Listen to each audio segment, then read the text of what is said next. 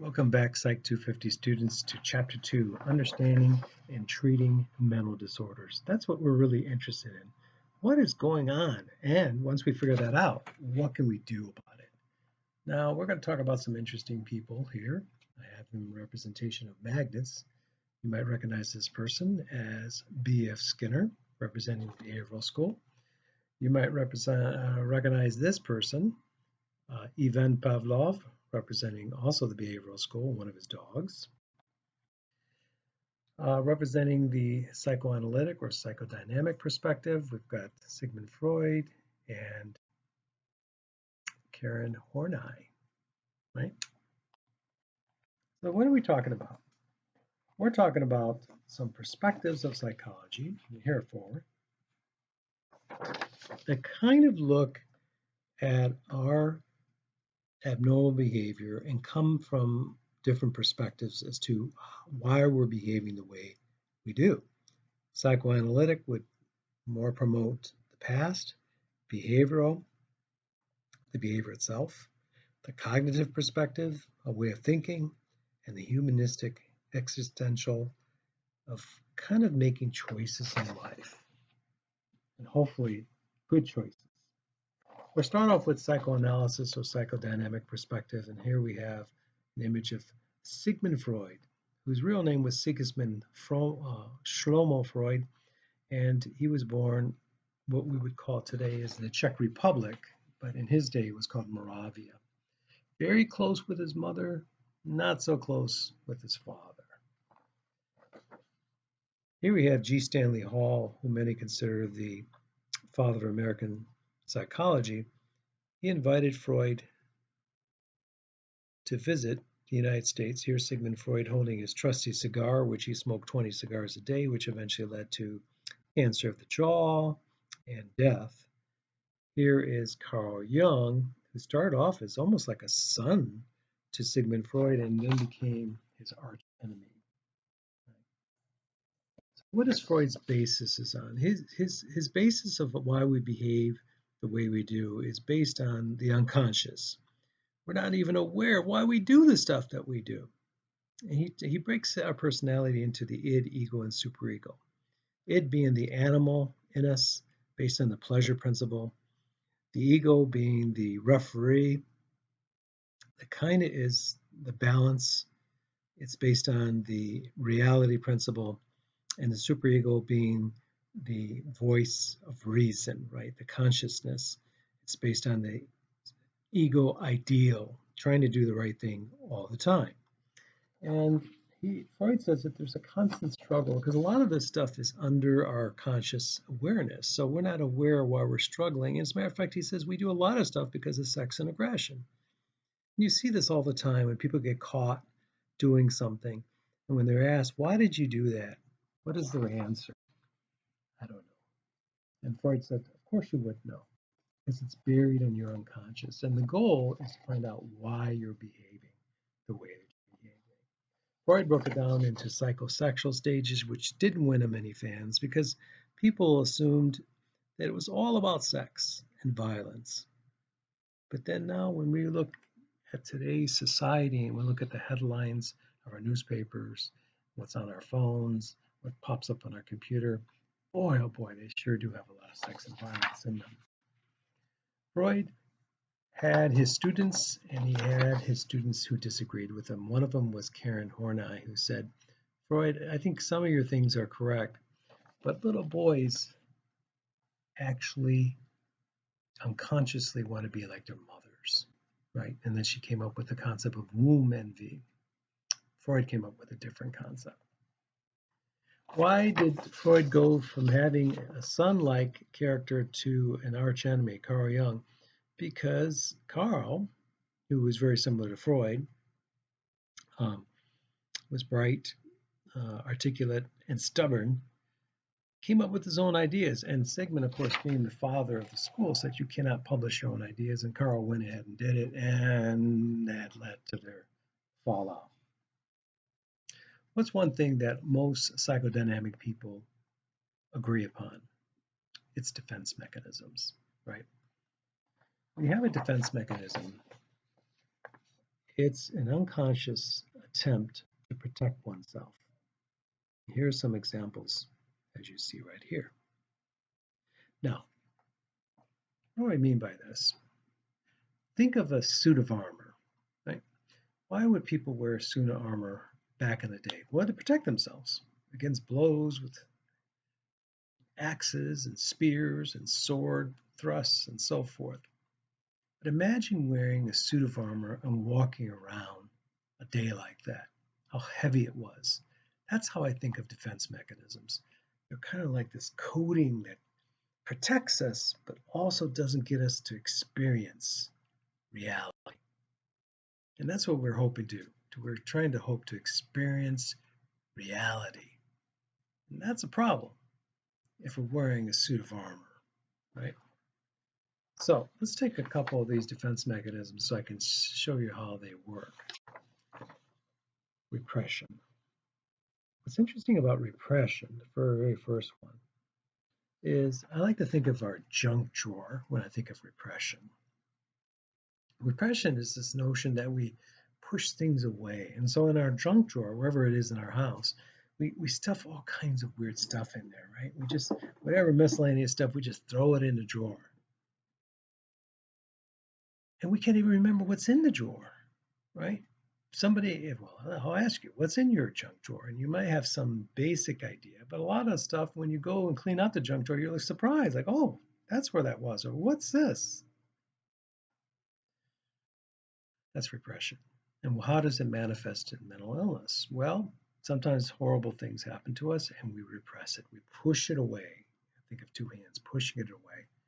And we don't deny that it happened, but we acknowledge that something happened, and so we push it away. Let's take another one. Projection. Here's projection right here. With projection, we have this notion that we may not recognize some of the things, how we feel about ourselves. And so what happens is we project like an overhead projector, like a lamp that projects light. We project those thoughts and those feelings onto other people. So for an example, you have somebody who is cheated in a relationship.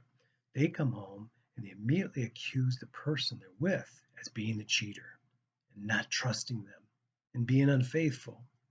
What's going on here is they're projecting their own insecurities, their own feelings of inadequacy or guilt onto the other person. I hope you haven't seen that one, but some of you are saying, aha, that must be it, right? Check this last one up here. There's several. This last one's called regression. Regression. Now with regression, you have somebody that kind of regresses, returns to an earlier state of development. Let me give you an example. Just the other day, which means about 5 years ago, I was across the street from campus and I was walking in a grocery store. And I happened to notice in the next aisle, I heard all kinds of a tantrum going on. I'm talking about the flopping on the ground like a fish. I'm talking about the whining, the complaining. And, as a parent, my kids are grown, but as a parent, I always felt bad for parents who had kids who threw a tantrum in public. If it's at home, just go ahead and just flop around. But in public, it's embarrassing. But I can't mind my own business. So I had to peek around the corner to see who was doing the tantrum. And I was expecting maybe a 4-year-old, but I saw somebody that looked like they were 24 years old. This is regression, returning to an earlier stage of development. You can't handle the situation, sure, you regress to an earlier stage of development. Even kids can get this. You have a 9-year-old who just is told that they're getting a new baby brother and sister. They're an only child. And suddenly the 9-year-old starts to suck their thumb. They've regressed to an earlier age because they're overwhelmed. They can't acknowledge what's going on. So on one level, defense mechanisms protect us, right? They keep this stuff from getting to us. And Freud says that those unconscious drives They come out through our dreams, they come out through jokes, they come out through mental illness, right? His goal was to bring them to the surface and deal with them. And once you've dealt with them, then they don't have power over you. You don't need the defense mechanism. You could take the the, the shields away from yourself, take the armor off, and then you feel so much lighter, right? But some people don't want to take off the armor. They're not ready to deal with it because it produces so much anxiety. I can understand that. So how would Freud deal with mental illness? Well, he would do dream analysis, and he would explore your past. He would explore your relationship with your parents. But Freud was first to acknowledge that psychoanalysis, now psychodynamic theory, had its limitation with serious mental illness. He didn't think it really could do much of anything with the seriously mentally ill. So he knew his limitations. Let's switch gears to the behavioral method. Now, whereas the psychoanalytic method came out in the 1890s, the behavioral method came out around the 1920s. And these folks, they said, look, we're not interested in the unconscious. We can't measure the unconscious. We want to do something that's observable and measurable. So give us data. And it started with a person who wasn't even a psychologist, he was a physiologist, Ivan Pavlov, and his name should ring a bell, right? If you remember your studies. Connecting behavior of a dog, salivation in this case, and being able to connect other behaviors to produce salivation, right? Other stimuli to produce salivation. Whereas Skinner took it a little bit differently. He talked about operant conditioning, saying, look, if you want a behavior to diminish, punish it. If you want it to increase, reward it. Here he is with the famous Skinner box. Others took it to another level, like J.B. Watson, who's sitting here in the corner in his horrible research with little Albert, if you recall that study. Very unethical, inappropriate. Right? And of course, we have folks like Albert Bandura that says, you know what, kids model what they see. Monkey see, monkey do. One of my favorite psychologists, born 1917, lived to 2012, is John Garcia, a Californian who at around the age of 40 decided, I think I'll go to college. I love this story because, you know, a lot of us would get hung up on, oh, I'm this age, and it's too late for me to go to school. Not for him. He goes on to get his doctorate and goes on to do some amazing research in the world of the behavioral perspective. Now, I mentioned that the behavioral and the cognitive perspective kind of joined forces. What they've done is they've acknowledged that behavior is important, but also the thinking processes that go along with it. You change your thinking, you can change your behavior. And we've got some pioneers here, Albert Ellis and Aaron Beck, who really looked at this issue. Okay, so something is bothering me, and it feeds into my behavior. And if I want to change my behavior, I need to change my thinking style. So if you're already thinking with chapter 2, it's like, oh my God, there's so much information in abnormal psychology. I'm probably going to fail this course. What's likely to happen? You need to change your thinking. You change your thinking, you change your destiny. All right. So we're going to talk about more schools next time. Thank you for watching and thank you for your patience.